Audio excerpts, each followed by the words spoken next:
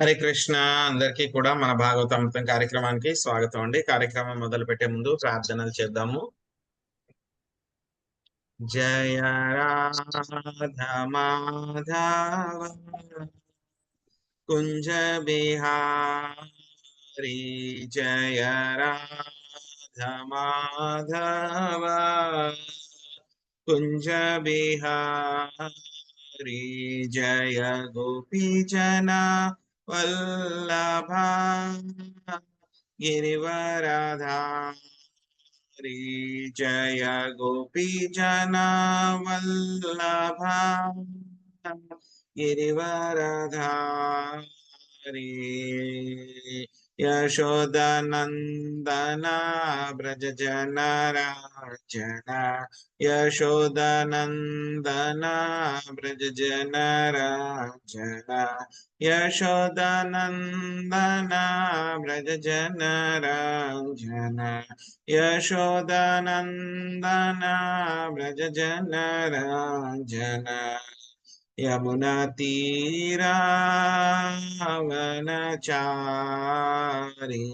యమునా తీరావనచారి,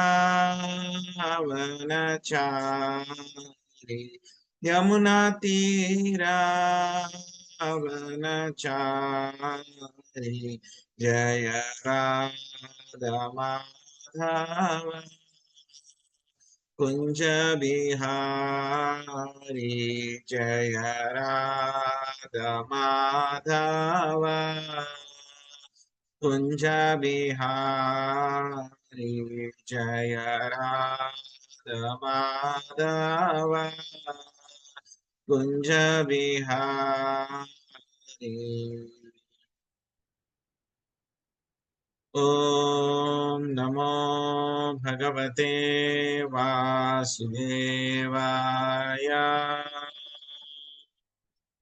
ఓం నమో భగవతే వాసుదేవాయ.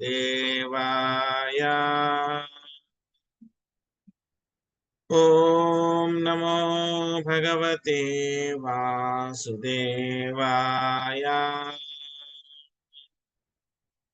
నారాయణం నమస్కృత్య నరం చైవ నరోత్తమం దేవీం సరస్వతిం వ్యాసం తదో జయముదీరయే.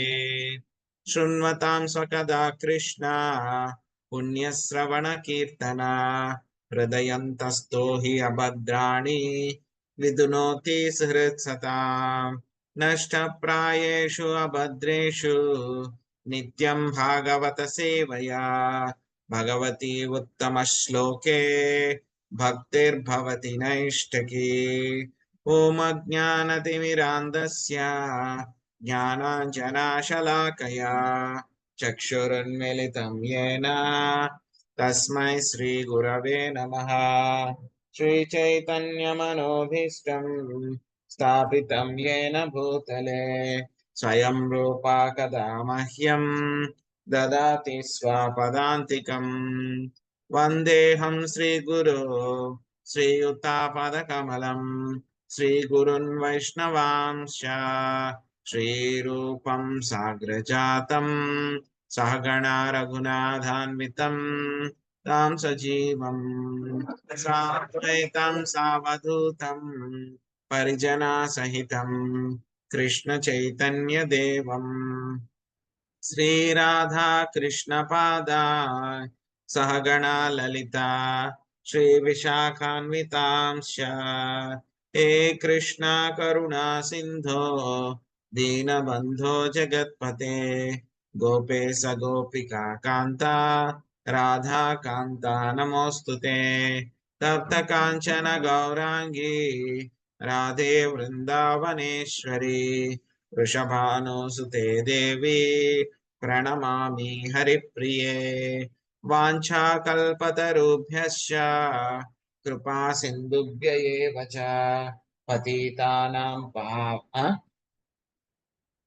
పతితానాం పావనేభ్యో వైష్ణవేభ్యో నమో నమః. జయ శ్రీ కృష్ణ చైతన్య ప్రభు నిత్యానంద, శ్రీ అద్వైత గదాధర श्रीवासादि गौरभक्तवृन्दा। हरे कृष्णा कृष्ण कृष्ण हरे हरे, हरे राम राम राम हरे हरे।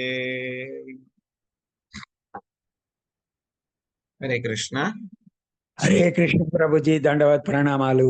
हरे कृष्ण दंडवत प्रणामालु प्रणामाल प्रभुजी। हरे प्रभुजी कृष्ण दंडवत प्रणामालु। हरे कृष्ण प्रभुजी दंडवत प्रणामालु। प्रभुजी दंडवत प्रणामालु। हरे कृष्ण अंदरिकी दंडवत प्रणामालु। సో ఈ రోజు మనము శ్రీమద్ భాగవతము 26వ అధ్యాయము 4వ స్కందంలో 26వ అధ్యాయం కొత్త అధ్యాయం మొదలు పెట్టుకోబోతున్నాము. సో ఈ యొక్క అధ్యాయం పేరు పురంజనుడు వేటకై అరణ్యమునకు వెడలుట రాణి కుపిత యొగుట అనేటువంటి ఈ యొక్క అధ్యాయం పేరు. సో మొదటి 3 శ్లోకాలు చూద్దాము. నారదం వాచా సయే కదా మహేశ్వాసో రథం పంచాస్వమాసుగం ద్విషం ద్విచక్రమేకాక్షం త్రివేణుం పంచబంధురం ఏకరస్మ్యేకదమ్మాన మేకనీడం ద్వికూబరం పంచప్రహరణం సప్తవా రూధం పంచావిక్రమం హైమపస్కరమాహుర్యా స్వర్ణవర్మాక్షయేషుధి ఏకాదశ చమూనాథ పంచప్రస్థమగాధ్వనం. నారదముని పలుకసాగాను, రాజా, ఒక మారు పురంజనుడు గొప్ప ధనస్సును చేపట్టి స్వర్ణమయమగు కవచమును మరియు అక్షయమగు అమ్ముల పొదిని ధరించి 11 సేనానులను గుడి వేగముగా పరుగుతీయు 5 అశ్వములు పూంచబడిన రథమున ఆసీనుడై పంచప్రస్థమనడి అరణ్యమునకు వెడలెను. ఆ రథమున అతడు 2 విస్ఫోటక బాణములను తన వెంట గొనిపోయెను. ఆ రథమునకు 2 చక్రములు, 1 ఇరుసు, 3 ధ్వజములు, 1 కళ్ళెము, 1 సారథిని, 1 ఆసనమును, 2 కాడి బంధన స్థానములను, 5 ఆయుధములను, 7 ఆవరణలను కలిగి ఉండెను. 5 విధములుగా చరించడి ఆ రథమునకు 5 అవరోధములు ఉండెను. ఆ రథాలంకరణమంతయు స్వర్ణమయమై ఉండెను. సో చాలా పెద్ద భాష్యం ఉంది. సో ప్రభావతి మాతాజీ మీరు మొదటి 2 పారాగ్రాఫ్లు చదవండి. శ్రీదేవి మాతాజీ మీరు తర్వాత 2 పారాగ్రాఫ్లు, ఒకటే పారాగ్రాఫ్ అది పెద్ద పారాగ్రాఫ్, 3వ పారాగ్రాఫ్ అది చదవండి. తర్వాత సునీత మాతాజీ మీరు తర్వాతి 2 పారాగ్రాఫ్లు చదవండి. ఆ తర్వాత చివరి నేను కూడా చదువుతానండి. మాతాజీ మీరు చివరి ఆ తర్వాత మీరు తర్వాతి 2 పారాగ్రాఫ్లు చదవండి మాతాజీ. సో చివరి పారాగ్రాఫ్ స్వప్న మాతాజీ చదవండి.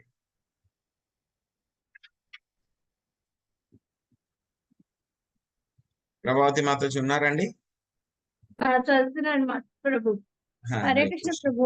దండవత్ ప్రణామాలు. హరే కృష్ణ.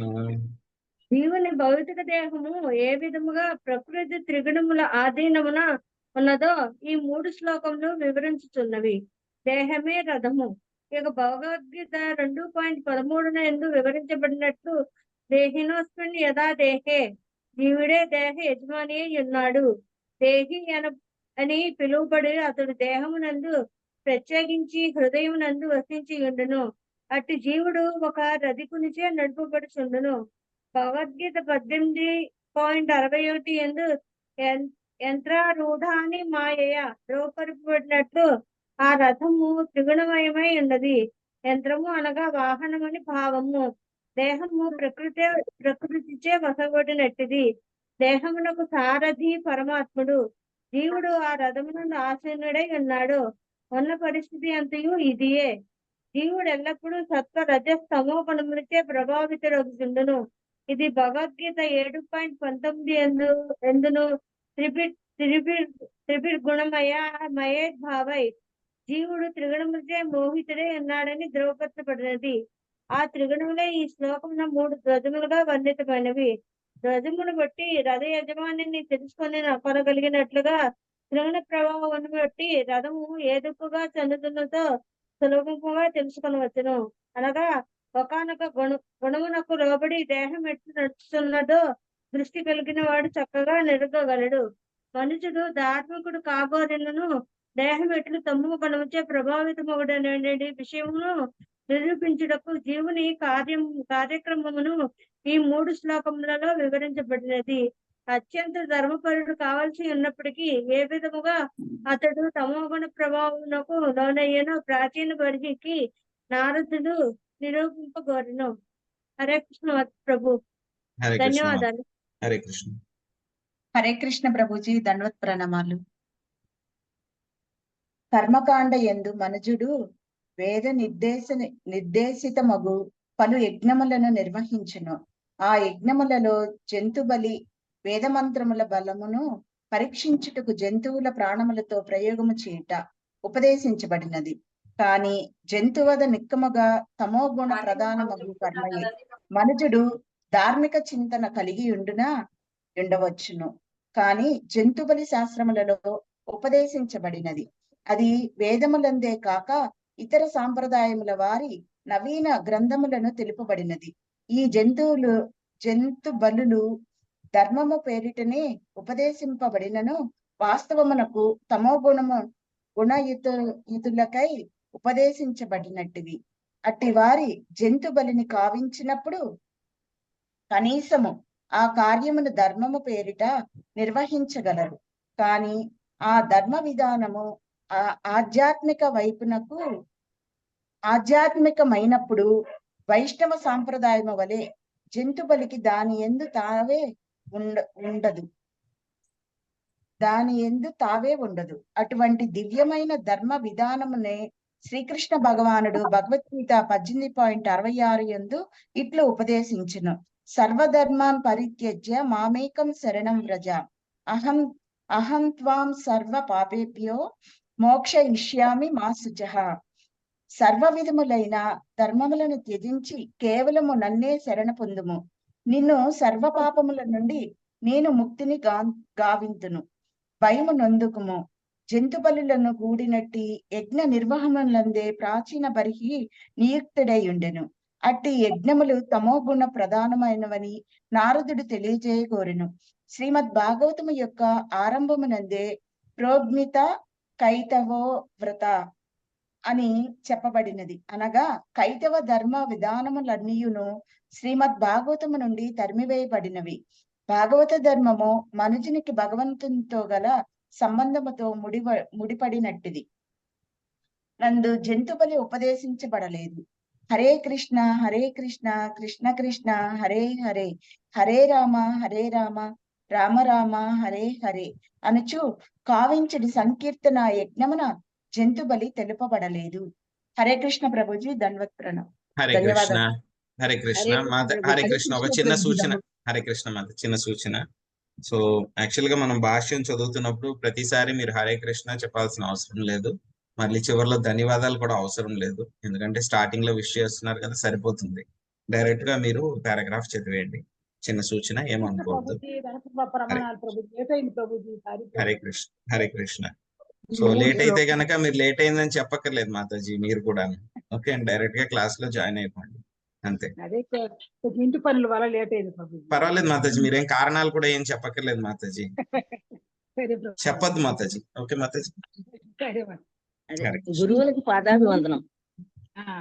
ఈ 3 శ్లోకములలో జంతువులను వేటాడుటకు అరణ్యమునకు వెడలుట మాతాజీ ఇద్దరు చదువుతున్నారు. సునీత మాతాజీ మీరు చదవండి, తర్వాత మీది మాతాజీ సుభద్ర మాతాజీ. సరేనండి. ఈ 3 శ్లోకములలో పురంజనుడు జంతువులను వేటాడుటకు అరణ్యమునకు వెడలుట అనేది జీవుడు తమోగుణం యుతుడై ఇంద్రియ భోగార్థము వివిధ కర్మలలో నెలకొనుటకు సంకేతమై ఉన్నది. జీవుడు త్రిగుణ ప్రభావితుడై ఉన్నాడనియు భౌతిక వనరులను అతడు భోగింపగోరి ఉన్నాడనియు భౌతిక దేహమే చెప్పుచున్నది. ఆ దేహము తమోగుణ ప్రభావితమైనప్పుడు దాని వ్యాధి తీవ్రతరమగును. దేహము రజోగుణములోనున్నప్పుడు వ్యాధి తొలి దశలో ఉన్నదని చెప్పవచ్చును. అయినను దేహము సత్వగుణములోనున్నప్పుడు భౌతికత్వము తొలగి పవిత్రత చేకూరును. వివిధ ధర్మ విధానములలో తెలుపబడిన అనుష్ఠానములు నిక్కముగా సత్వగుణ స్థితి అందే నిర్వహింపబడును. కానీ ఈ భౌతిక జగత్తులో సత్వగుణము కూడా కొన్ని మార్లు ఇతర గుణములచే రజస్తమో గుణములు కలుషితమగును గనుక సత్వగుణయుతుడు కొన్ని మార్లు తమోగుణ ప్రభావితుడగుచుండును. పురంజనుడు ఒక మారు జంతువులను వేటాడుటకు అరణ్యమునకు వెడలనని ఇచ్చట వర్ణింపబడినది. అనగా అతడు జీవుడు తమోగుణ ప్రభావమునకు లోనైనాడని అర్థము. పురంజనుడు వేటాడుటలో నిమగ్నమైన అరణ్యమునకు పంచప్రస్థమని పేరు. పంచ అనగా 5 అని భావం. అది 5 ఇంద్రియార్థములను సూచించుచున్నది. హస్తములు, పాదములు, నాలుక, గుదము, ఉపస్థము అనేది 5 కర్మేంద్రియములు దేహమున కలవు. ఈ 5 కర్మేంద్రియములను పూర్తిగా ఉపయోగించుకొని దేహము భోగించును. రథమునకు 5 గుర్రములు పూంచబడినవని చెప్పబడినది. అవే కళ్ళు, చెవులు, నాసికము, చర్మము, జిహ్వ అను 5 జ్ఞానేంద్రియములు. ఈ జ్ఞానేంద్రియములు ఇంద్రియార్థములచే సులభముగా ఆకర్షితమగును కనుకనే గుర్రములు అతి వేగముగా పరుగు తీయునని వర్ణింపబడినది. రథమునందు పురంజనుడు 2 విస్ఫోటక ఆయుధములు ఉంచుకొనినని చెప్పబడినది. వారిని మిథ్యాహంకారముతో పోల్చవచ్చును. అట్టి మిథ్యాహంకారము ఈ దేహమే నేను అహంకారము మరియు ఈ దేహమునకు సంబంధించినదంతయు నాది మమకారము అనేది లక్షణములచే ప్రతీతమగుచుండను. Thank you Prabhuji. హరే కృష్ణ. ప్రభుజీ, గురువులందరికీ పాదాభివందనం. రథము యొక్క 2 చక్రములను పాప జీవనము మరియు ధార్మిక జీవనముతో పోల్చవచ్చును. రథము అలంకరించిన ఉన్నట్టి 3 ధ్వజములు త్రిగుణములకు ప్రాతినిధ్యం వహించును. 5 రకముల అవరోధములు దేహమునందలి పంచవాయువులు అవే ప్రాణము, అపానము, ఉదానము, సమానము, వ్యానము అన్నవి. ఇక దేహము త్వక్కు, మాంసము, క్రొవ్వు, రక్తము, మజ్జ, అస్థి, వీర్యము అను 7 ఆచ్ఛాదనలను కలిగి ఉన్నది. జీవుడు 3 సూక్ష్మతత్వముల చేత 5 స్థూలతత్వముల చేత కప్పబడి ఉండును. భవబంధము నుండి గల ముక్తిపథమున జీవునికి ఇవే నిజమైన అవరోధములై ఉన్నవి. రెండవ శ్లోకములోని రశ్మి, త్రాడు అని పదము మనస్సును సూచించును. నీడ అని పదము కూడా ప్రధానమైనది. అది పశుగూడును సూచించును. ప్రస్తుత విషయమున నీడ నిలిచియుండును. శోకమోహములే అతనికి బంధ కారణములు. భౌతిక అస్తిత్వమున జీవుడు ఉన్నాడని భావము. అట్టి మోహగ్రస్త స్థితి వలన అతడు శోకాతురుడై ఉండును. ఈ విధముగా శోకమోహములు ఇచ్చట కాడి బంధమున స్థానములని ద్వికూబర వర్ణింపబడినవి. అంతేనా అంటే అడుగు ఆఖరిది కూడానా? స్వప్న మాతాజీ ఆఖరి పారాగ్రాఫ్. హరే కృష్ణ ప్రభు. హరే జీవుడు తన వివిధ కోరికలను 5 విభిన్న విధానములచే నెరవేర్చుకొనుచుండును. అవే 5 కర్మేంద్రియములను బడును. స్వర్ణాభరణములు మరియు వస్త్రములు అతడు రజోగుణ ప్రభావితుడైనాడని సూచించును. ఐశ్వర్యవంతుడైన వాడు రజోగుణయుతుడై ఉండును. అట్టి రజోగుణ ప్రభావముచే మంజుడు ఈ భౌతిక జగత్తులో పలు భోగ్య వస్తువులను కోరుచుండును. దశేంద్రియములు మరియు మనస్సే 11 సేనానులు. 10 మంది సేనానులను గూడి మనసెప్పుడును భౌతిక జగత్తును భోగింప ప్రణాళికలు చేయుచుండును. పురంజనుడు వేటకై వెడలినట్టి పంచప్రస్థం అనేది అరణ్యము, రూపము, రసము, శబ్దము, గంధము, స్పర్శ అనేది పంచ జ్ఞానేంద్రియ వనమే. ఈ విధముగా భౌతిక దేహము యొక్క స్థితిని మరియు జీవుడు దాని యందు బంధింపబడిన వైనమును నారదముని ఈ 3 శ్లోకములలో వర్ణించను. థ్యాంక్ యూ ప్రభు. హరే కృష్ణ. కృష్ణ. Thank you. అవసరం లేదు మాతాజీ. సో ఇక్కడ నారదముని చెప్తున్నారనమాట. సో ఇంతకు ముందు అధ్యాయంలో మనము ఏ విధంగా పురంజనుడు పురంజనిని వివాహం చేసుకున్నారు, వివాహం చేసుకున్న తర్వాత ఏ విధంగా పురంజనుడు పూర్తిగా ఆ యొక్క పురంజని చేతిలో ఒక పెంపుడు జంతువు కింద ఎలా అయితే కనుక ఒక కోతిలాగా, పెంపుడు కోతిలాగా ఎలాగ అయిపోయారు అనేటువంటి విషయాలు, ఎంతలాగా తయారయ్యాడు అని అంటే కనుక పురంజని ఏమి చేస్తే కనుక అదే చేసేవాడు. తను సంతోషిస్తే సంతోషించేవాడు, ఏడిస్తే ఏడిచేవాడు, తను తాగితే తాగేవాడు, పడుకుంటే పడుకునేవాడు, తింటే తినేవాడు, తినకపోతే తినకపోయాడు. సో అంతలాగా ఆ యొక్క పురంజనుడు ఆ పురంజని యొక్క ప్రభావంలోకి వచ్చేసాడు. సో పురంజని అంటే ఎవరు, ఆయనాలజీ అంతా కూడా మనం అక్కడ నేర్చుకున్నాం. ఇక్కడ ఈ అధ్యాయంలో వచ్చేటువంటి అనాలజీ కొంచెం మారుతుంది అన్నమాట ఈ యొక్క అధ్యాయంలో. సో ఈ యొక్క అధ్యాయంలో ఏం చేస్తాడు అంటే కనుక పురంజనుడు వేటకు వెళ్తాడు అన్నమాట. తన రాణికి చెప్పకుండా రాణిని వదిలిపెట్టి వేటకు వెళ్తాడు అనమాట. సో వేటకు వెళ్ళేటప్పుడు ఏ విధంగా పురంజనుడు వేటకు వెళ్ళాడు, ఎందుకంటే కనుక రాజులు వేటకు వెళ్తారు కదా జంతువులను అది కూడా చంపడానికి. సో అలాగే పురంజనుడు కూడా వేటకు వెళ్ళాడు అనమాట. వెళ్ళేటప్పుడు రాణికి చెప్పకుండా ఒకసారి తమోగుణ ప్రభావితం బాగా ఎక్కువైపోయి, రజోగుణం తమోగుణం యొక్క ప్రభావం చాలా ఎక్కువైపోయి వేటకు వెళ్ళాడు అనమాట. సో వేటకు వెళ్ళినప్పుడు ఏ విధంగా వెళ్ళాడు, ఏ రథంలో వెళ్ళాడు అనేటువంటి విషయాలు మనకి యొక్క 3 శ్లోకాల్లో మనకి చెప్పారన్నమాట. సో 3 శ్లోకాల ద్వారా ఏంటంటే కనుక మనం జీవుడు యొక్క శరీరంలో ఏ విధంగా బంధించబడి ఉన్నాడు, బంధించబడి ఉన్నప్పుడు ఏ విధంగా తమోగుణ ప్రభావంలో ఎక్కువగా ఉన్నప్పుడు ఏం జరుగుతుంది అనేటువంటి విషయాలు మనకి ఈ యొక్క అధ్యాయంలో వస్తాయి అన్నమాట. సో ఇదే అనాలజీ మనకి భగవద్గీతలో కూడా వస్తుంది మనకి.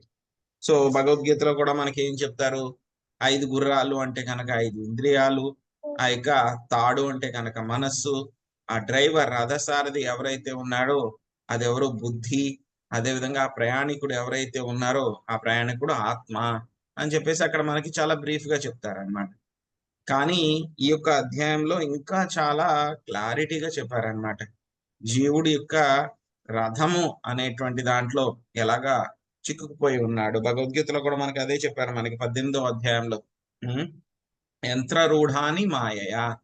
సో జీవుడు ఎలా ఉన్నాడు, మాయ చేత తయారు చేయబడినటువంటి యంత్రం మీద జీవుడు ఆసీనుడై ఉన్నాడు అని చెప్పేసి చెప్తున్నారు అనమాట.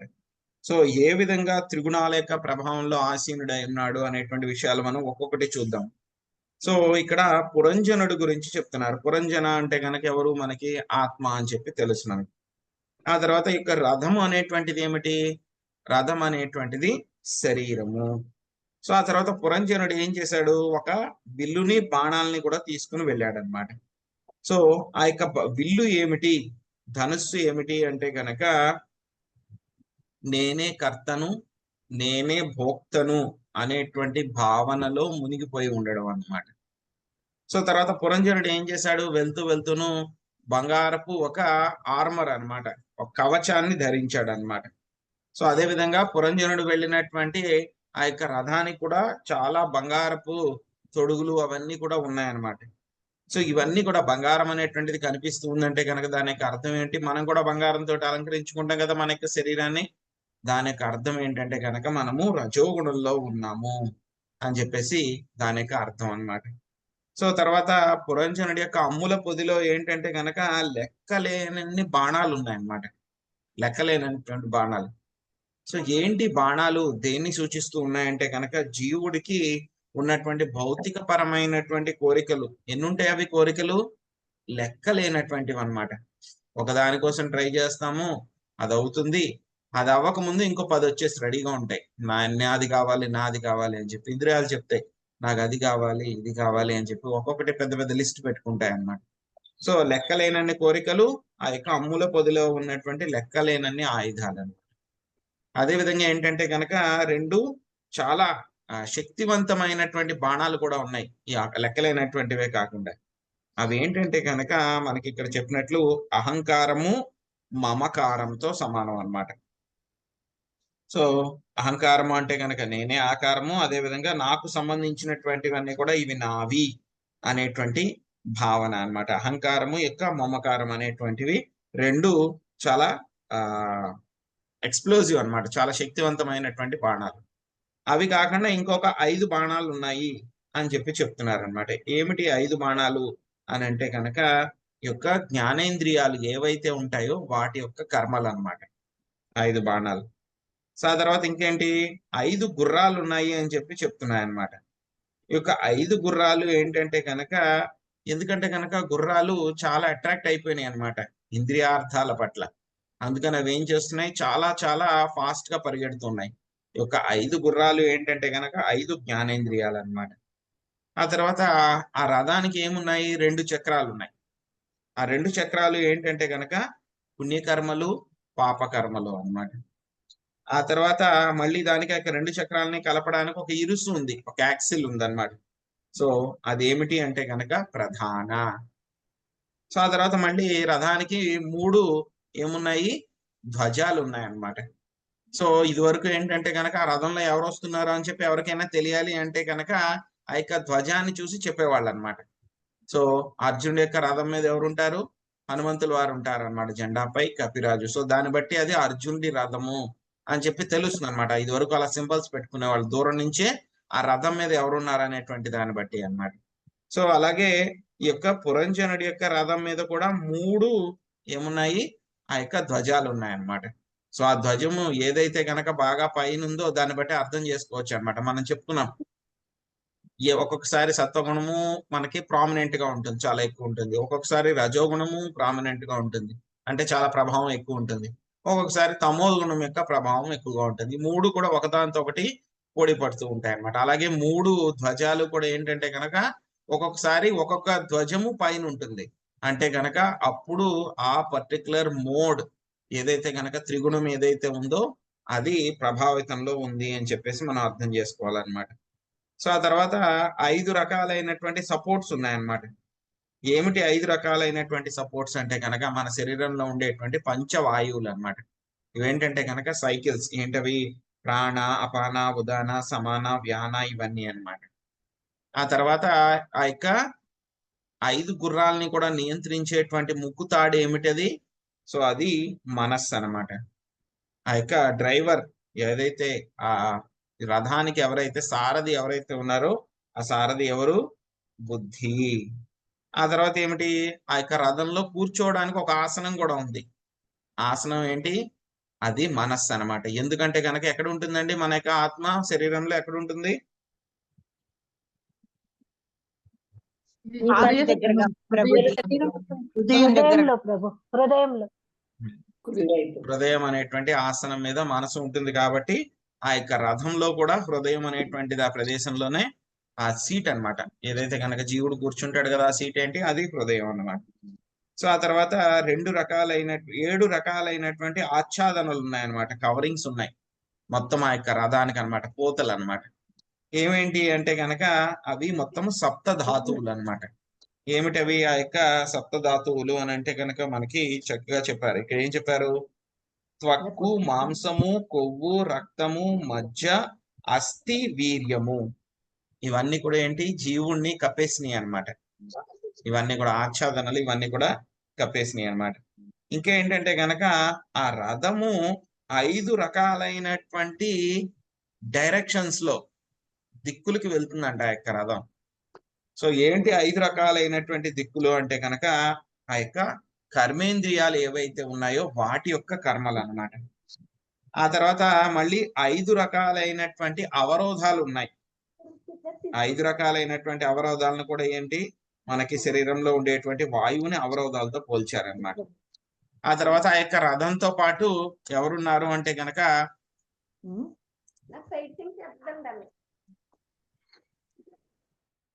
ఆ రథంతో పాటు ఎవరున్నారు అని అంటే గనక మొత్తం 11 మంది సేనా నాయకులు ఉన్నారన్నమాట.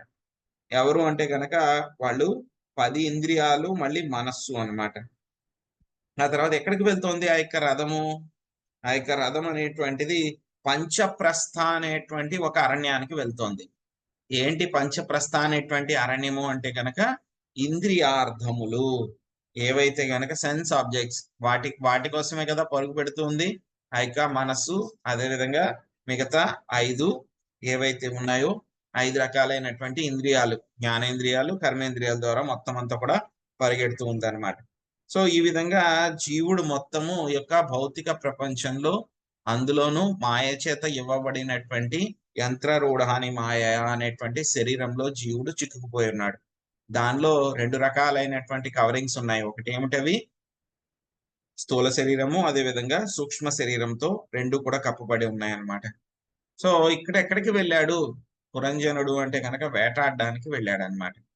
ఇక్కడ వేటాడము అని అంటే కనుక ఎవరిని వేటాడుతున్నాడు అంటే కనుక మనకి సింబల్ గా చెప్పాలి అంటే కనుక తమోగుణ ప్రభావంలో వచ్చి ఇంద్రియార్థాల కోసము వేరే స్త్రీలని ఆయన ఉమెన్ హంటింగ్ అంటారు అన్నమాట. వేరే స్త్రీలను పొందడం కోసం తమో గుణ ప్రభావంలో ప్రయత్నిస్తూ ఉన్నాడు అనమాట. ఎవరు? పురంజనుడు అనమాట. సో ఆల్రెడీ ఇంట్లో భార్య ఉంది, ధార్మికంగా వివాహం చేసుకున్నటువంటి భార్య ఉంది.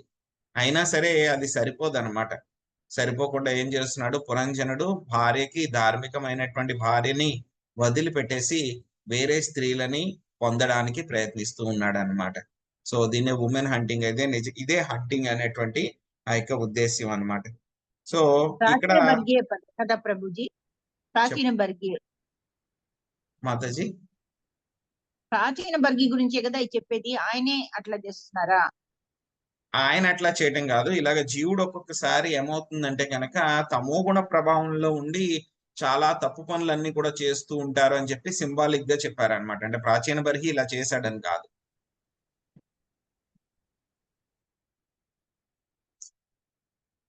ఇక్కడ ఉమెన్ హంటింగ్ అంటే తప్పు పనుల్లో, అంటే మంచి బుద్ధిని విడిచిపెట్టి తప్పు పనుల్లో జీవుడు నెలకొని ఉంటాడని మాత్రం ఎగ్జాక్ట్ గా అదే తమోగుణ ప్రభావంలోకి వెళ్ళిపోయి అధర్మమైనటువంటి పనులన్నీ కూడా చేయడం వల్ల. సో కాబట్టి దీంట్లో ఏంటంటే చాలా మంది యొక్క యజ్ఞాలన్నీ కూడా వేదాల్లో చెప్పబడినట్లు యజ్ఞాలన్నీ కూడా చేస్తూ ఉంటారు. సో అవి ఏంటంటే కనుక జంతు బలులు ఏవైతే కనుక భగవద్గీతలో కూడా మనకు చెప్పారు. సో ఏవైతే కనుక రకరకాలైనటువంటి యజ్ఞాలు అన్నమాట, సత్వగుణ యజ్ఞాలు, తమోగుణ యజ్ఞాలు, రజోగుణ యజ్ఞాలు అవన్నీ కూడా చెప్పారు. ఏ యజ్ఞాల్లో అయితే కనుక జంతువుల్ని బలిస్తూ ఉంటారో అవన్నీ కూడా ఏంటి తమో గుణంలో చేయబడినటువంటి యజ్ఞాలు అన్నమాట. కానీ ఏంటంటే శ్రీమద్ భాగవతంలో మొట్టమొదటి అధ్యాయంలోనే చాలా క్లియర్ గా మనకి వ్యాసదేవులు వారు చెప్పారనమాట. సో ఇటువంటి వాటిని అన్నిటినీ కూడా ఏమన్నారు? కైతవ ధర్మాలు అని చెప్పి చెప్పారనమాట. ధర్మ ప్రోచిత కైతవోత్ర పరమో నిర్మత్సరాణం సరాం వేద్యం వాస్తవమత్రువ అస్త శివదం. మొత్తం అంతా కూడా అలాగే చెప్పారు. ఇటువంటి ఏదైతే గనక కైతవ ధర్మాలు ఏవైతే ఉన్నాయో, అనవసరమైనటువంటి ఏవైతే ఉన్నాయో అటువంటి వాటి గురించి శ్రీమద్ భాగవతంలో చెప్పలేదు. శ్రీమద్ భాగవతంలో ఏం చెప్పారు? ఒకటే ఒకటి భాగవత ధర్మము. భాగవత ధర్మము అంటే కనుక జీవుడికి భగవంతుడితో ఉన్నటువంటి సంబంధాన్ని తిరిగి పునఃస్థాపించడం ఎలాగా అనేటువంటి విషయం మాత్రమే ముఖ్య విషయం. శ్రీమద్ భాగవతంలో ఎవరుంటారు? భగవంతుడు ఉంటారు, భక్తులు ఉంటారు, రకరకాలైనటువంటి భక్తులు. ఆ భక్తులు ఏ విధంగా భక్తి చేయడం మూలంగా భగవంతుడి యొక్క సాన్నిధ్యాన్ని పొందగలిగారు, ఆ భక్తులు ఏవైతే కనుక గొప్ప గొప్ప కర్మలు ఏవైతే కనుక భగవత్ సంబంధ కార్యాలు ఏ విధంగా చేశారనేటువంటి విషయాలు మాత్రమే ఉంటాయన్నమాట. అంతేగాని ఇందులో వేరే కొన్ని పురాణాల్లో గాని వేదాల్లో గాని చెప్తారనమాట. పలానా వ్రతం చేశాడు, పలానా వ్రతం చేయడం మూలంగా స్వర్గానికి వెళ్ళాడు, స్వర్గంలో ఈ విధంగా ఉంటుంది, అక్కడ ఎంజాయ్మెంట్ చేశారు, ఈ కర్మ చేశారు, ఈ కర్మ చేయడం మూలంగా ప్రాయశ్చిత్తం ఇలా చేసుకున్నాడు. ఇటువంటి విషయాలన్నీ కూడా మనకి వేదాల్లో ఇచ్చారు. ఇంకా చాలా చాలా రకరకాలైనటువంటి జ్ఞానాలన్నీ కూడా ఇచ్చారు. భౌతికపరమైనటువంటి జ్ఞానము, ఆధ్యాత్మిక జ్ఞానము అంతా కూడా ఇవ్వడం జరిగింది అనమాట. వేదాలంతా కూడా చాలా వ్యాస్ట్ అన్నమాట. కానీ ఏంటంటే కనుక కలియుగంలో మనకున్నటువంటి సమయం చాలా తక్కువ కాబట్టి మిగతా వాటిని అంతటిని కూడా పాటించి మెల్లగా నేను తమో గుణం నుంచి రజోగుణంలోకి వస్తానండి, రజోగుణం నుంచి నేను సత్వగుణంలోకి వస్తాను, సత్వగుణంలోంచి తర్వాత మెల్లిగా నేను శుద్ధ సత్వంలోకి వస్తానంటే కనుక మనకు అంత టైం లేదు. ఎందుకంటే కనుక 100 years అనేది మనకి చాలా చాలా తక్కువ అన్నమాట సమయం. సో కాబట్టి మనం ఏం చేయాలి? డైరెక్ట్ గా షార్ట్ కట్ తీసుకోవాలన్నమాట. ఏంటి ఆ యొక్క short cut? Hare Krishna Krishna Krishna Hare Hare, Hare Rama Rama Rama Rama Hare Hare. So ఏమవుతుంది? మనం ఎప్పుడైతే కనుక నామం యొక్క ఆశ్రయం తీసుకుంటామో యొక్క తమో గుణ ప్రభావం నుంచి, అదే విధంగా చాలా మట్టుకు రజోగుణ ప్రభావం నుంచి కూడా మనము బయటపడతాం అన్నమాట. సో అప్పుడు మనల్ని కుదిరినంత వరకు కూడా సత్వగుణంలో ఉంచుకోవడానికి ప్రయత్నిస్తాము, సక్సెస్ అవ్వగలుగుతాం అన్నమాట. లేకపోతే కనుక మనంతట మనము సొంతంగా మనల్ని సత్వగుణంలో ఉంచుకోవాలి అని ప్రయత్నించాలి అంటే కనుక అది మన వల్ల కాదనమాట. సో ఆ తర్వాత ఇంకేం జరుగుతుందో చూద్దాం. చచార మృగయాం తత్ర దృప్త ఆత్మేషు కార్ముకః విహాయాజాయమతదర్హా మృగవ్యసనలాలస. ఒక్క క్షణమైనను రాణి యొక్క సాంగత్యమును విడిచుట పురంజనునకు అసాధ్యముగా నుండెను. అయినను ఆ రోజు అతడు వేటాడవలెనని తీవ్రముగు కోరికచో ప్రేరేపితుడై భార్యను పట్టించుకొనక గర్వముతో ధనుర్బాణములను చేపట్టి వనమునకు వెడలెను. లక్ష్మీదేవి మాతాజీ చదవండి. హరే కృష్ణ. భాష్యం. స్త్రీవేట కూడా ఒకనొక వేటయే. బద్ధజీవుడు ఎన్నడూనూ ఒక భార్యచే సంతృప్తి చెందడు. అదుపులేని ఇంద్రియములు కలవారు పలువురు స్త్రీల వేటలో నిమగ్నులై ఉందురు. పురంజనుడు ధర్మబద్ధముగా పరిణయమాడిన భార్య యొక్క సాంగత్యమును విడుచుట అన్నది బద్ధజీవుడు ఇంద్రియ భోగార్థము పలువురు స్త్రీల వేటకై యత్నించుటను బోలును. రాజు ఎచ్చటికేగినను రాణి అతని వెంట చనవలను. కానీ అతడు జీవుడు ఇంద్రియ భోగ లాలసుడైనప్పుడు ధర్మమును పట్టించుకొనడు. పైగా గర్వముతో అతడు రాగద్వేషముల నడే విల్లంబులను చేపట్టును. మన చిత్తం ఎల్లప్పుడూ మంచి చెడు మార్గముల నడి రెండు విధములుగా పనిచేయుచుండు. మనుజుడు రజోగుణ ప్రభావితుడై తన స్థితిని చూచుకొని గర్వితుడైనప్పుడు సన్మార్గమును విడిచి చెడు మార్గమును చేపట్టును. సంహారక కార్యమును నేర్చుకొను నిమిత్తమై క్రూర జంతువులను వేటాడుటకు క్షత్రియులు అరణ్యమునకు ఏగుతుందరు. కానీ అట్టి దాడులు ఏనాడును ఇంద్రియ భోగము కొరకు ఉద్దేశింపబడలేదు. భోజనార్థము జంతువులను వధించుట మానవులకు నిషిద్ధము. హరే కృష్ణ. హరే కృష్ణ మాతాజీ. ఆసురీం వృత్తిమాశ్రిత్య ఘోరాత్మానిరనుగ్రహ న్యహనన్నీసితైర్బాణైర్వనేషు వనగోచరాన్. ఆ సమయమున పురంజనుడు అసురీ ప్రవృత్తి కూడిన వాడయ్యను. దానిచే హృదయము కఠినము దయారహితము కాగా వనమునందు పెక్కు అమాయక మృగములను అతడి వాడి అయిన బాణములచే విచక్షణారహితముగా వధించెను. సునీత హరిబాబు మాతాజీ మీరు మొదటి పారాగ్రాఫ్ చదవండి. చందన మాతాజీ రెండో పారాగ్రాఫ్ చదవండి. హరే కృష్ణ ప్రభుజీ. ధన్యవాద ప్రణామం. కృష్ణ కృపామూర్తి శీల కృపాదికి జై. భాష్యం. మనిషి తన ఉన్నత పదవిచే అతి గర్వితుడైనప్పుడు రజస్తమో గుణ ప్రభావితుడై విచ్చలవిడిగా ఇంద్రియ భోగమును అనుభవింప ప్రయత్నించను. అప్పుడు దానవ ప్రవృత్తి కలవాడును. జనుల దానవ ప్రవృత్తి కలవారైనప్పుడు అమాయక జంతువుల ఎడల కనికరము చూపరు. తత్ఫలితముగా అసంఖ్యాకముగా కవేళాలు వెలసినవి. దీనినే నూన లేదా హింస, తూనా లేక హింస, జీవహింస అందరు. కలియుగమందున ప్రజస్తమో గుణముల వృద్ధి వలన దాదాపు జనులందరూ దానవ ప్రవృత్తి కలవారే అయ్యున్నారు. తత్కారణమున వారు మాంసాహారము మరిగి ఉన్నారు. దాని కొరకై వారు పలు కబేళాలను ఏర్పరచరు. హరే కృష్ణ ప్రభుజీ. హరే కృష్ణ ప్రభుజీ. కలియుగం నందు దయాగుణము దాదాపు శూన్యమై ఉండను. తత్ఫలితంగానే జనుల నడుమ దేశముల నడుమ ఎల్లప్పుడూ కొట్లాట్లు జరుగుచుండెను. ఎక్కువ పశువులను వివక్షణారహితంగా చంపుచున్న కారణంగానే తాము కూడా పశువుల వలె యుద్ధములకు చంపబడినది జనులు తెలుసుకొనగలరు. ఇది పాశ్చాత్య దేశంలో ఎక్కువగా కనిపించుండెను. అచ్చట కబేలాలు విచ్చలవిడిగా కొనసాగుచుండెను.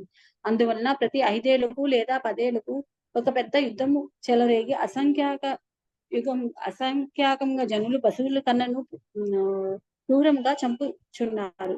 యుద్ధ సమయంలో సైనికులు తాను శత్రువులను బంధించి వారిని చిత్రహింసలకు గురిచేసి చంపుతారు. కబేలాల్లో విచ్చలవిడిగా పశువులను వధించడం వలన అరణ్యంలో జంతువులను వేటాడటం వలన కలిగేది దుష్పరిమాణమే ఇది. గర్వితులైన దానవ ప్రవృత్తి కలవారు ప్రకృతి నియమములను లేదా భగవంతుని చట్టములను ఎరుగుజాలరు. కనుకనే ఏమాత్రము కనికరము లేకుండా వారు అమాయక జంతువులను వధించకు కృష్ణ చైతన్యోద్యమున జంతువధ పూర్తిగా నిషేధించబడినది. జంతువధకు ఒడిగట్టిన ఉండట, మత్తు పదార్థములను స్వీకరించకుండాట, స్త్రీతో అక్రమ సంబంధం లేకుండాట, జూద మాడకుండాట అనేది 4 నియమములను పాటించవాలని ప్రతిన పెట్టినదే. ఎవడను ఈ ఉద్యమమున శిష్యునిగా చేరజారుడు. కనుక కలియుగ జనులు పాపకార్యములను పరిహరించుటకు కృష్ణ చైతన్య ఉద్యమమే హరినామ సంకీర్తన ఉద్యమం ఏకైక ఉపాయమై ఉన్నది. హరే కృష్ణ. థ్యాంక్స్. హరే కృష్ణ. సో ఇక్కడ వేట అంటే కనుక మనం ఏం అర్థం చేసుకోవాలి? స్త్రీ వేట అన్నమాట. సో ఇంకా మనం ఏం అర్థం చేసుకోవాలి అంటే కనుక ఈ యొక్క వేటాడము అని అంటే కనుక భార్యని ధార్మికంగా భార్య ఎవరైతే ఉన్నారో ఆవిడ్ని వదిలిపెట్టి వేరే స్త్రీల కోసము ప్రయత్నించడం అన్నమాట. వేరే స్త్రీల యొక్క సాంగత్యం కోసం ప్రయత్నించడం.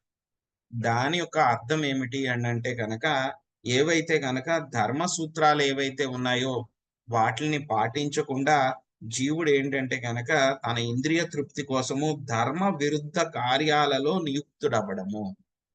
ఇది నిజమైనటువంటి అర్థం అన్నమాట. ఇక్కడ వేరే స్త్రీల కోసం ప్రయత్నిస్తున్నారు అంటే కనుక దాని యొక్క అర్థం ఏంటి?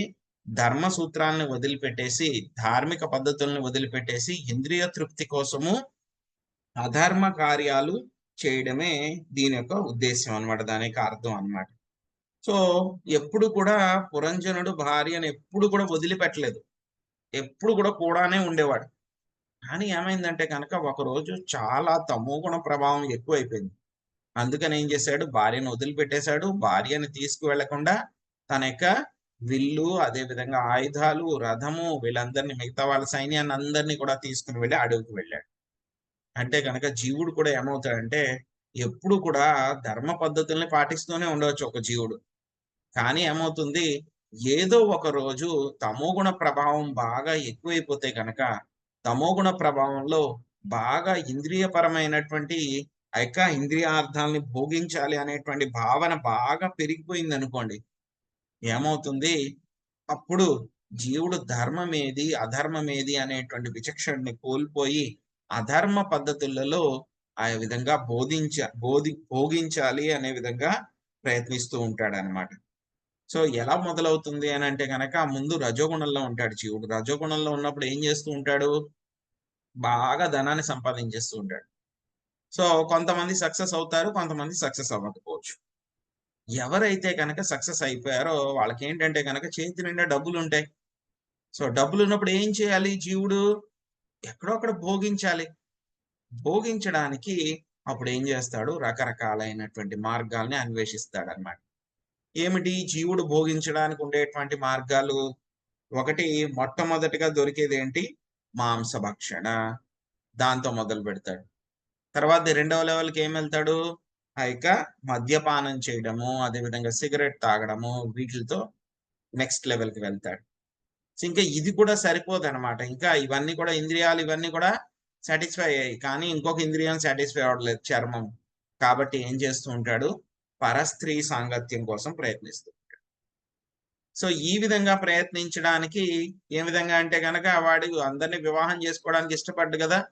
సో అందుకని ఏం చేస్తూ ఉంటాడు? అక్రమ సంబంధాలు పెట్టుకుంటూ ఉంటాడు. ఆ విధంగా ఏమవుతుంది?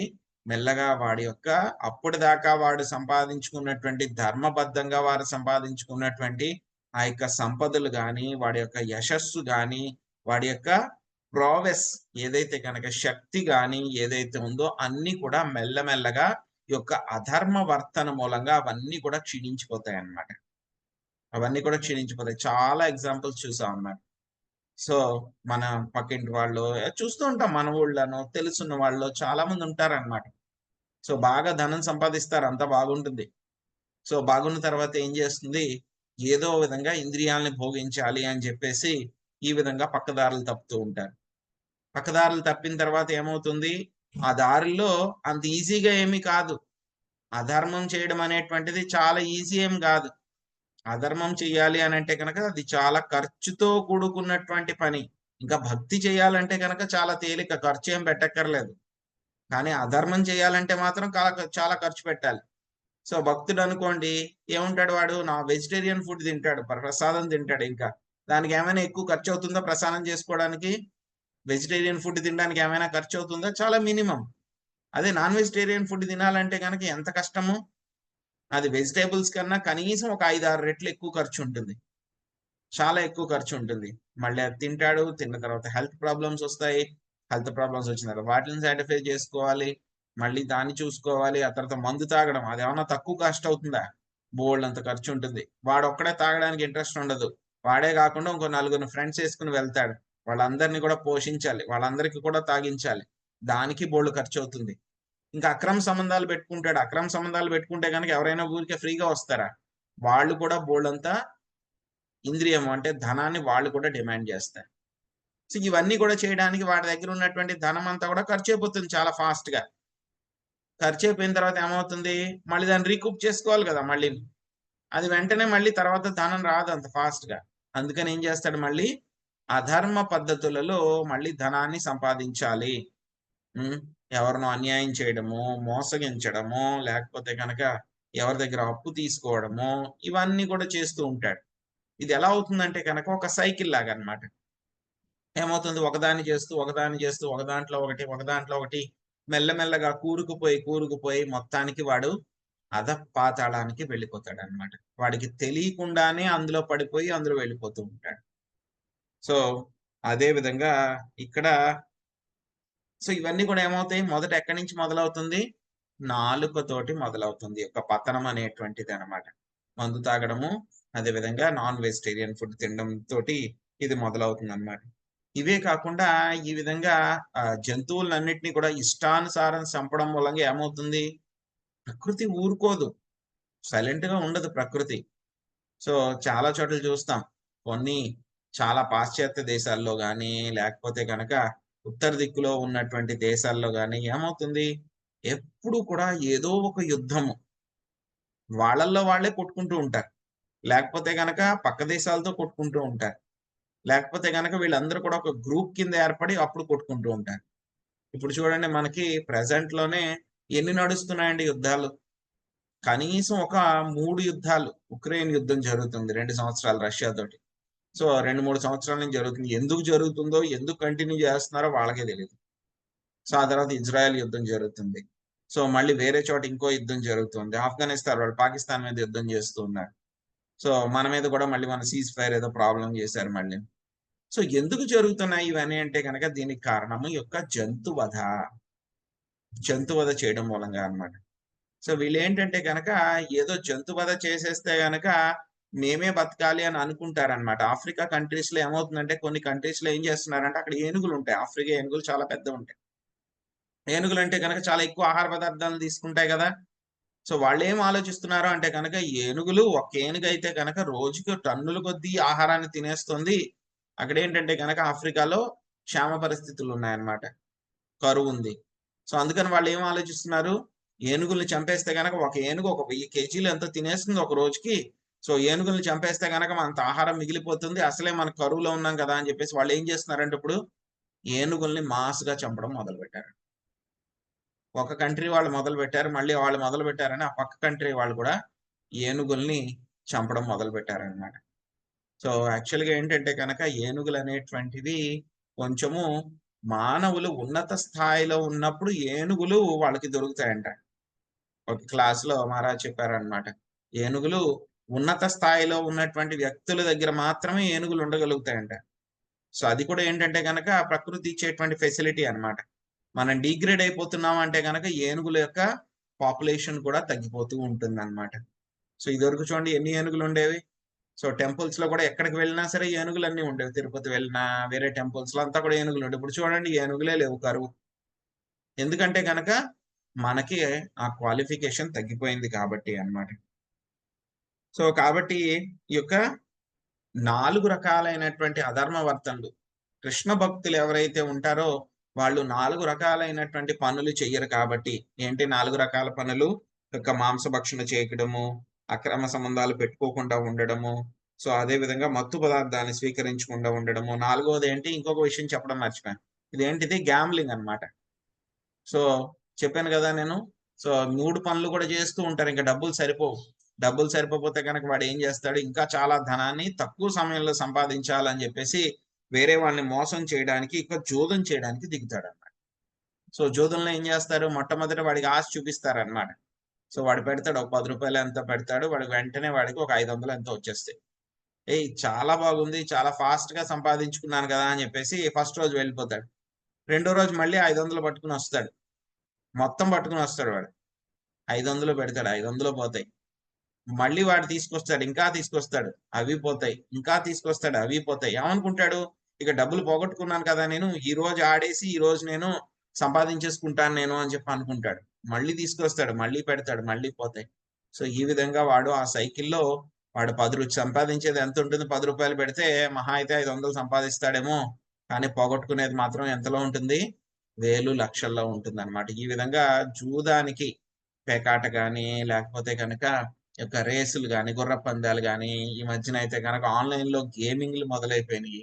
ఇంకా చాలా తేలిక, ఎక్కడికి వెళ్ళక్కర్లేదు, ఎవరికి కనపడక్కర్లేదు, మొబైల్లోనే ఇవన్నీ కూడా చేసేయచ్చు అనమాట. సో ఈ విధమైనటువంటి పనులు ఏవైతే ఉన్నాయో వాటిలన్నిటి నుంచి కూడా యొక్క కృష్ణ భక్తులు వాళ్ళు కాపాడబడుతూ ఉంటారు. సో ప్రభుపాద్ గారు చెప్పినట్టు వీళ్ళందరూ కూడా వీటి నుంచి రక్షించబడడే కాకుండా వాళ్ళ ఆలోచనలు ఎప్పుడూ ఉంటాయి, వాళ్ళ యొక్క జీవితం ఎలా ఉంటుంది, చాలా సింపుల్ గా సరళంగా జీవిస్తారు, కానీ వాళ్ళ ఆలోచనలు ఎలా ఉంటాయి, చాలా ఉన్నతంగా ఉంటాయి అన్నమాట. వేరే వాళ్ళైతే ఎలా ఉంటారు, చాలా లావిష్ గా జీవిస్తూ ఉంటారు, చాలా సంపదలు అవి ఇవి 10 మంది నౌకర్లు అన్ని కూడా పెట్టుకుంటారు వాళ్ళు, కానీ ఎలా ఉంటుంది వాళ్ళ ఆలోచన ఎలా ఉంటుంది, చాలా ఘోరంగా ఉంటుంది అనమాట. జంతువుల్ని చంపడము, జూదం ఆడడము, ఈ విధంగా ఉంటుంది అనమాట. సో బయటకు కనబడడానికి బాగుంటారు కానీ లోపల మాత్రం అంతా కుళ్ళే అన్నమాట. తీర్థేషు ప్రతిదుష్టేషు రాజా మేధ్యాన్ పశూన్ వనే యావదర్ధామలం లుబ్ధో అన్యాదితి నియమ్యతే. ఒకవేళ రాజు మాంసభక్షణ యందు అత్యంత అనురక్తుడైనచో యజ్ఞ విషమున శాస్త్ర నిర్దేశమును అనుసరించి వనమునకేగి పదార్హమైన జంతువులనే చంపవలెను. అనవసరముగా లేదా విచ్చలవిడి జంతువధ చేయరాదు. రజోస్తమో గుణయుతులైన మూర్ఖుల విపరీతమును నిలుపచేయుటకే వేదములు పశువధను నియంత్రించుచున్నవి. సో విజయలక్ష్మి మాతాజీ మీరు మొదటి పారాగ్రాఫ్ చదవండి, శాంతకుమారి మాతాజీ రెండో పారాగ్రాఫ్, శివలీల మాతాజీ మీరు మూడో పారాగ్రాఫ్ చదవండి. లక్ష్మి ఇంకెవరైనా ఉన్నారని చదవాల్సిన వాళ్ళు? నేను చదవలేదు. మాతాజీ మీరు, శశికళ మాతాజీ మీరు చివరి పారాగ్రాఫ్ చదవండి. 3, 4. హరే Yes. కృష్ణ. భాష్యంపై శ్రీల ప్రభుపాదుల వారికి జై. ఎందులకై జీవుని ఇంద్రియ భోగము నుండి నియంత్రించవలనని ప్రశ్న తలెత్తవచ్చును. సంహార కార్యము నెరవేర్చుటకై రాజు వనమునకేగి జంతువులను వచ్చనన్నచో ఇంద్రియములు కలిగినట్టు జీవుని ఎందులకై ఆ నియమిత ఇంద్రియ భోగమునకు అనుమతింపకూడదు. ప్రస్తుతము ఈ వాదమును నామమాత్ర స్వాములు యోగులు కూడా బాహాటకంగా పలుకుతున్నారు. ఇంద్రియములు ఉన్నవి కనుక వాటికి భోగమును కూర్చవలనని వారు చెప్పుదురు. కానీ అట్టి మూర్ఖులకు శాస్త్ర నిర్దేశము తెలియదు. వారు శాస్త్రములు త్రోసిపుచ్చుటకు కూడా తెగింతురు. ఇక శాస్త్రములు గ్రంథములు ఏమాత్రము అవసరం లేవని వారు బాహాటకంగా చెప్పుదురు. నా చెంతకు వచ్చినతో కేవలము స్పర్శ మాత్రము చేత మీరు వెంటనే ఆధ్యాత్మిక పురోగతిని పడేయగలరు అని వారు పలుకుచుందరు. హరే కృష్ణ ప్రభు. హరే కృష్ణ ప్రభు. అసుర ప్రవృత్తి కలవారు మోసపోకూడదు కనుక తుప్పురు మోసగాండ్లు తయారైనారు. కలియుగమున ప్రస్తుతము మానవ సమాజమునంతయు వంచితులు కూటమిగా మారింది. కనుకనే వైదిక శాస్త్రం ఇంద్రియ భోగార్థము మనకు తగిన నిర్దేశములకు ప్రస్తుతము ప్రతి ఒక్కరు మాంసాహారం నెడ, మద్యపానం నెడ, మధున భోగం పట్ల ఆసక్తి అయి ఉన్నారు. కానీ వేద నిర్దేశానుసారము మధుర సుఖము కేవలం వైదిక జీవనమునందే అనుమతించబడింది. పశువులను కాలికాజేకి మరిచినప్పుడు మాంసాహారం అనుమతించబడింది. మత్తు పదార్థ స్వీకారం కూడా నియమితంగానే సూచించబడింది. జంతు వరకు మత్తు పదార్థ స్వీకారం మధుర సుఖము నియమపరచవలనని ఈ శ్లోకం అనందు నియమతి అనే పదం సూచించబడింది. కింద కూడా చదవాలి ప్రభుజీ. ఇంకొక పేరా లేదు మాతాజీ, శివలీల మాతాజీ చదవండి. నియమ నిబంధనలు మానవులకే కాని పశువులకు కాదు. రహదారికి ఎడమ ప్రక్కనే నడవవలెనని చెప్పబడి రహదారి నిబంధనలు మానవులకే ఉద్దేశింపబడినవి. జంతువులు వాటిని ఉల్లంఘించినచో శిక్షింపబడవు, కానీ పౌరులు వాటి ఉల్లంఘనకు శిక్ష అనుభవించవలసి వచ్చును. వేదములు మానవుల అవగాహన కొరకే ఉన్నవి గాని జంతువుల కొరకు కాదు. వేదోపదిష్టమగు నియమ నిబంధనలను ఉల్లంఘించేవాడు శిక్షార్హుడే. కనుక మానవుడు తన కోరికలను అనుసరించి ఇంద్రియ భోగమున రతుడు కాక వేదములందు వసగబడిన నియమానుసారము నిగ్రహమును కలిగి ఉండవలెను. అరణ్యమున వేటాడుట రాజునకు అనుమతింపబడినచో అది అతని ఇంద్రియ భోగార్థము కాదు. సంహార కార్యమున మనము ప్రయోగములను చేయజాలము. సో దుర్మార్గులకు దొంగలకు భయపడేది రాజు అమాయక జంతువులను చంపి సుఖముగా ఇంటి పట్టున వాటిని ఆరగించినచో తన పదవిని కోల్పోవలసిందే. ప్రస్తుత కాలమున రాజులు అటువంటి ఆసురీ ప్రవృత్తిని కలిగి ఉన్నందున ప్రకృతి నియమములచే ప్రతి దేశములోనూ రాచరికము అంతరించినది. ప్రభుజీ శివలీల మాత ప్రభుజీ చదవండి. ప్రభుజీ శివలీల మాత చదవండి. సారీ మాత నన్ను చదవమన్నా శశికళ మాత చదవండి. శశికళ మాత చదవండి. శ్రీపద మాతాజీని అడగండి, నేను చదవచ్చాను. చదవచ్చు మాతాజీ. అలాగే ప్రభు. ప్రస్తుతం జననగా ఒకవైపు బహు భార్యాత్వమును నిషేధించుకునే, మరొక వైపు అనేక రకములుగా వేటలో నెలకొని ఉంది. అర్ధనగ్న అతివలున్న క్లబ్బులకు ప్రచారం మెండుగా నైనది. ఈ విధముగా నవీన జీవనమున నవీన సమాజమున స్త్రీలు ఇంద్రియ భోగ వస్తువులుగా మారి పురుషుడు ఒకవేళ ఒక భార్య కన్నను ఎక్కువ మందిని కోరినచో బహు భార్యాత్వమును కలిగి ఉండవచ్చునని వేదములు ఉపదేశించుచున్నాయి. బ్రాహ్మణులు, క్షత్రియులు, వైశ్యుల వంటి ఉన్నత వర్గంలో వారికి కొన్ని మార్లు శూద్రులకు కూడా అటువంటి బహు భార్యాత్వ కోరిక కలుగుచున్నది. వివాహమునగా పూర్తిగా స్త్రీ రక్షణను స్వీకరించి జారత్వం లేకుండా ప్రశాంతముగా జీవించుట అని భావం. కానీ ప్రస్తుతం జారత్వం మితిమీరిపోయినది. అది అయినను పురుషుడు ఒక భార్య కన్నను ఎక్కువ మందిని కలిగి ఉండరాదని సమాజం చట్టమును తయారు చేసింది. ఇది ఆశ్రీ సమాజం. హరే కృష్ణ ప్రభుజీ, ధన్యవాదాలు. హరే కృష్ణ.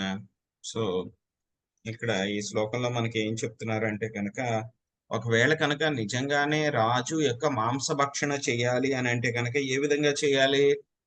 సో యజ్ఞాలు చేసి ఆ యజ్ఞాల్లో ఏవైతే కనుక జంతువుల్ని చంపవచ్చో వాటిని మాత్రమే చంపి కావాలంటే కనుక ఆ యొక్క మాంసాన్ని భుజించవచ్చు అన్నమాట. అదే విధంగా యజ్ఞాల్లో కూడా ఏం చేస్తారు, ఒక్కొక్కసారి ఆ యొక్క మత్తు పదార్థాన్ని కూడా తయారు చేస్తారు. కావాలంటే కనుక యజ్ఞం చేసినట్లు వాటిని కూడా స్వీకరించవచ్చు అన్నమాట. కానీ ఏమైంది, ఈ యొక్క రజస్తమో గుణములైనటువంటి మూర్ఖులు ఏం చేస్తున్నారు అంటే కనుక ఈ యొక్క యజ్ఞాలు చేయడం అదంతా కూడా మనకి అనవసరమైనటువంటి సమయం వృధా, ఖర్చుతో కూడుకున్న పని అని చెప్పేసి వాటిని పక్కన పెట్టి డైరెక్ట్ గా ఏదైతే కనుక ఇంద్రియ తృప్తి ఉందో వాటిని చేసేస్తున్నారు అన్నమాట. జంతువుల్ని చంపడం అనేటువంటిది. అసలు ఈ యొక్క యజ్ఞాల్లో ఎందుకు చెప్పాలి? వేదాల్లో ఇక జంతువధ చేయమని చెప్పి ఎందుకు చెప్పాల్సిన అవసరం ఏముంది? చేయకూడదు అని చెప్పి చెప్పేయచ్చు కదా. సో ఎందుకు ఈ విధంగా చెప్పారు అని అంటే కనుక దానికి కూడా ఒక కారణం ఉందండి. సో జీవులందరూ కూడా ఏంటంటే కనుక అందరూ కూడా సత్వగుణంలోనే ఉండారు. కొంతమంది బాగా సత్వగుణంలో ఉంటారు, కొంతమంది రజోగుణంలో ఉంటారు, తమో గుణంలో ఉంటారు అన్నమాట. సో వేదాలు అదేవిధంగా పురాణాలు కూడా ఇదే విధంగా ప్రతిదాన్ని కూడా సత్వగుణం, రజోగుణం, తమో గుణంలో విభజించారు. కాబట్టి ఈ యొక్క వేదాలను కూడా 3 రకాలుగా విభజించారనమాట. కొన్ని సత్వగుణంలో ఉండే వాళ్ళ కోసం ఉద్దేశించబడినటువంటివి, కొన్ని రజోగుణంలో ఉండేటువంటి వాళ్ళ కోసం ఉద్దేశించబడినవి, కొన్ని తమో గుణంలో ఉండేటువంటి వాళ్ళ కోసం ఉద్దేశించబడినవి. సో ఎవరైతే కనుక వాళ్ళ యొక్క ఇంద్రియాలని వాళ్ళు నియంత్రించుకోలేరో, పూర్తిగా తమో గుణంలో ఉంటారో, సో ఇక మాంసభక్షణ చేయాలి. ఎందుకంటే కనుక జీవుడు భౌతిక ప్రపంచంలో ఎందుకు వచ్చాడు? ఇంద్రియ తృప్తి చేయడం కోసం వచ్చాడు. సో కాబట్టి ప్రతి ఒక్కడు కూడా చేయడానికే ప్రయత్నిస్తూ ఉంటాడు. అటువంటి వాళ్ళని కూడా వేదాలు ఏంటంటే కనుక వదిలిపెట్టడానికి ఇష్టపడలేదన్నమాట. ఏం చేసినాయి? అటువంటి వాళ్ళకు కూడా ఓకే, నువ్వు ఇంద్రియ తృప్తి చేయాలనుకుంటున్నావు అని ఆయన రా, పర్వాలేదు, నిన్ను కూడా అలౌ చేస్తాం అని చెప్పేసి ఏం చెప్పారు వాళ్ళకి? నువ్వు కూడా ఇంద్రియ తృప్తి చేయాలంటే అదిగో పలానా యజ్ఞం చెయ్యి, ఆ యజ్ఞం చేయటం మూలంగా నీకు ఆ యొక్క ఇంద్రియ తృప్తి తీసుకో అని చెప్పి చెప్పారన్నమాట. సో ఏమవుతుంది, వాడికి చెయ్యాలి అంటే కనుక ఇంద్రియ తృప్తి, ఆ యజ్ఞం చేయాలంటే కొంచెం రూల్స్ రెగ్యులేషన్స్ ఉంటాయి కదా, ఫలానా రోజు చెయ్యాలి, మంచి రోజే చెయ్యాలి, ఆ రోజే చెయ్యాలి, ఇలా రూల్స్ అన్ని ఉంటాయి. సో కాబట్టి ఏమవుతుంది, ఆటోమేటిక్ గా వాడు ప్రతిరోజు చంపుకు తినడం మానేసి ఎప్పుడో కనీసం 15 రోజులకు ఒకసారో వారానికి ఒకసారో వాడు తినడం మొదలు పెడతాడు. అంటే కనీసం ప్రతిరోజు తినేవాడి కన్నా వీడు కనీసం 6 రోజులు మానేశాడు కదా తినడం. సో కనీసం ఒక్క రోజే చేస్తూ ఉన్నాడు. అంటే ఏమవుతుంది, మెల్లమెల్లగా ఈ విధంగా నియంత్రించడం మూలంగా వాళ్ళని సన్మార్గంలో తీసుకుని రావడం కోసం వేదాలు ప్రయత్నిస్తూ ఉన్నాయన్నమాట. సో కాబట్టి ఈ యొక్క నియంత్రణ అనేటువంటిది చాలా చాలా ముఖ్యం అన్నమాట ఇటువంటి పనులు. సో వాళ్ళని కూడా ఏం చేశారు, లైసెన్స్ ఇచ్చారన్నమాట. మీరు కావాలంటే చేయండి రా నాయనా, కానీ ఈ విధంగా చేయండి అని చెప్పి ఒక లైసెన్స్ ఇచ్చారు. కానీ ఏమైంది, ఈ లైసెన్స్ ఉంది కదా అని చెప్పేసి ఈ యొక్క ఏమైపోయిందంటే కనుక బ్రాహ్మణులు కొంతమంది ఎలా తయారైపోయారంటే కనుక వాటిని లైసెన్స్ ఇచ్చారు కదా అని చెప్పి వాటిని కూడా విచ్చలవిడిగా చేయడం మొదలు పెట్టేశారు. ఏవైతే కనుక రెస్ట్రిక్షన్స్ ఏవైతే ఉన్నాయో వాటిని అన్నిటినీ కూడా తీసి పక్కన పెట్టేసి, రెస్ట్రిక్షన్స్ ఏం ఫాలో అవ్వక్కర్లేదు, వేదాల్లో చెప్పారు మీరు ఎప్పుడు కావాలంటే కనుక అప్పుడు తినేయచ్చు, ప్రతిరోజు తినేయచ్చు, పొద్దున్న తినేయచ్చు, మధ్యాహ్నం తినేయచ్చు, సాయంత్రం తినేయచ్చు, ఆ పని చేసేయచ్చు, ఈ పని చేసేయచ్చు అని చెప్పేసి మొత్తం వాటిని అన్నిటిని కూడా తీసి పక్కన పెట్టేశారు. సో అందుకని ఏమైంది, మళ్ళీ బుద్ధుడు వచ్చి అసలు ఈ వేదాలన్నీ కూడా చెప్పినంత కూడా తప్పు అని చెప్పేసి మొత్తం దాన్ని అంతా కూడా నలిఫై చేశారన్నమాట. సో కాబట్టి ఇదే విధంగా ఏంటి, శ్రీల ప్రభుపాదుల వారు ఇక్కడ చెప్తున్నారు, బహుభార్యత్వం కావాలంటే చేసుకోవచ్చు, కానీ అసురీ సమాజంలో ఏం చేశారు, బహుభార్యత్వం కుదరదు అని చెప్పేసి వాళ్ళు ఏం ఎంకరేజ్ చేస్తున్నారు, అక్రమ సంబంధాలని పెట్టుకోవడానికి వాళ్ళు ఎంకరేజ్ చేస్తున్నారు అన్నమాట. సో ఇది చాలా తప్పుగా జరుగుతుంది అని చెప్పి చెప్తున్నారు అన్నమాట. సో తర్వాత ఇంకా ఏం చెప్తున్నారు అనేటువంటిది మనము రేపటి నుంచి చూద్దామండి. హరే కృష్ణ. ఎవరికైనా ప్రశ్నలు ఉన్నాయా? రేపు క్లాస్ లేదండి, ఎల్లుండి ఉంటుంది మళ్ళీ సోమవారం. ప్రభుజీ, చెప్పండి మా. ఏనుగులు అంతరించిపోతున్నాయి మన ఇది వల్ల అని చెప్పారు కదా మీరు. అప్పుడు జురాసిక్ పార్క్ లో వచ్చిన ఇవన్నీ కూడా ఎనిమల్స్ అన్ని కూడా చాలా అంతరించిపోతున్నట్లు అప్పుడు చెప్పారు, ఇప్పుడు లేవు అని కూడా. అవి కూడా అట్లాగే జరిగిందంటారా? మాతాజీ, కొన్ని రకాలైనటువంటి జంతువులు ఏంటంటే కనుక మానవులకు ఉన్నత ఉద్దేశాల కోసం ఇవ్వబడినాయి అన్నమాట. ఆవులు, ఏనుగులు, గుర్రాలు, ఇవన్నీ కూడా కొంచెం మనకి ఉన్నత ఉద్దేశాల కోసం ఇవ్వబడినటువంటి జంతువులు అన్నమాట, మానవులకి సపోర్ట్ చేయడానికి అన్నమాట. సో రాక్షస బల్లులు మాత్రం ఆ విధంగా సపోర్ట్ చేయడానికి ఇవ్వబడలేదు. సో అవి కూడా ఉన్నాయి యాక్చువల్ గా, ఎందుకంటే కనుక అప్పుడు కూడా మానవులు ఉన్నారు. ఎందుకంటే కనుక కొన్ని చోట్ల పాత స్టోరీస్ లో అవి కూడా ఉంటాయి, కొంతమంది హీరోలు రాక్షస బల్లులతో యుద్ధం చేసి వాటిని చంపారు అని చెప్పేసి అలా వస్తూ ఉంటాయి కొన్ని stories. I'm not sure, but అప్పుడు కూడా మానవులు ఉన్నారు. మానవులు లేనటువంటి సమయం అంటూ కూడా ఎప్పుడు లేదనమాట, అన్ని కూడా ఉన్నాయి అప్పుడు కూడా. సో రాక్షస బల్లులు అప్పుడు ఎంత సైజు ఉన్నాయో మానవులు కూడా అదే సైజులో పెద్దగా ఉన్నారు అప్పుడు, మనంత చిన్నగా లేరు అప్పుడు కూడా. సో కానీ ఏంటి, సినిమాల్లో వాటిలో ఏం చూపిస్తారు, మనుషులేమో చిన్నగా ఉండి రాక్షస బల్లేమో చాలా పెద్దగా ఉన్నాయని చూపిస్తారు. అప్పుడు మనుషుల సైజు కూడా పెద్దగా ఉండుంటాయి. ఇప్పుడు బల్లి ఎంత ఉంది, ఎంత సైజు ఉంది, మనం ఎంత సైజు ఉన్నాము, అప్పుడు కూడా అలాగే ఉండుండొచ్చు. మానవులు అంతకన్నా బల్లులు, రాక్షస బల్లుల కన్నా పెద్ద సైజులో ఉండుండొచ్చు. సో బట్ ఏంటంటే కనుక ఎందుకంటే కనుక చాలా టెంపుల్స్ లో కూడా ఏనుగులను వాడతారు భగవంతుడి యొక్క సేవ కోసము, గజారోహణం చేయడానికి. సో వీటికి టెంపుల్స్ కన్స్ట్రక్షన్ చేయడానికి ఇది వరకు గజ సైన్యాలు కూడా ఉండేవన్నమాట ఇది వరకు రాజులందరికీ కూడా. సో వాటిలన్నిటిని కూడా వాడేవారు అనమాట. సో ఎప్పుడైతే కనుక మానవులు చాలా యొక్క పాప కార్యాలు ఎక్కువైపోతూ ఉంటారో ఏమవుతుంది, మెల్లమెల్లగా ప్రకృతి ఏం చేస్తుందంటే కనుక, ఎలా అయితే కనుక ప్రకృతి ఆ యొక్క హెర్బ్స్ ఏవైతే ఉంటాయో వాటిలన్నిటిని కూడా వెనక్కి తీసేసుకుంటుంది భూమాత. ఋతు మహారాజ్ స్టోరీలో కూడా చూసాం కదా, భూమాత ఏం చేసింది, అన్నిటిని కూడా వెనక్కి తీసేసుకుంది. అలాగే మెల్లగా ఇప్పుడు చూడండి, ఈ మూర్ఖులు చేసేటువంటి పని ఉంది కదా, పాపం వాళ్ళు ఏనుగులందరినీ కూడా చంపేస్తున్నారంట, అవి ఎక్కువ తినేస్తున్నాయి, మాకు తినడానికి ఉండలేదు అని చెప్పేసి. ఎంత మూర్ఖత్వం. సో ఆ విధంగా చేయడం వల్ల ఏమవుతుంది, ఏనుగులు ఇలాంటి ఉన్నతమైనటువంటి ఫెసిలిటీస్ ఏవైతే ఉంటాయో అవన్నీ కూడా మెల్లమెల్లగా తగ్గిపోతూ ఉంటాయి అన్నమాట. హరే కృష్ణ. హరే కృష్ణ ప్రభుజీ, దండవత్ ప్రణామం.